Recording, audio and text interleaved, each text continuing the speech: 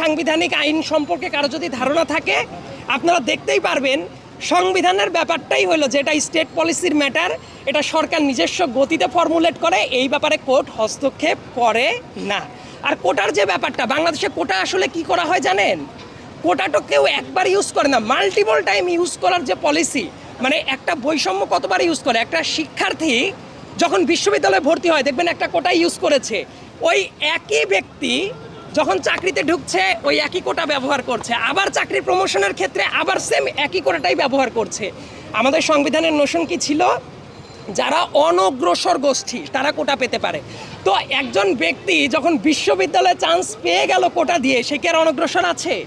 তো একই ব্যক্তি বারবার করে কিভাবে সুবিধা পায়? আর আমাদের ওই 72 সালের রিক্রুটমেন্ট পলিসি যে জায়গায় কোটা চালু করা হয়েছিল, এর একটা জায়গাতেও কি নাতিপুতির কোটার কথা উল্লেখ করা ছিল? যারা দেশকে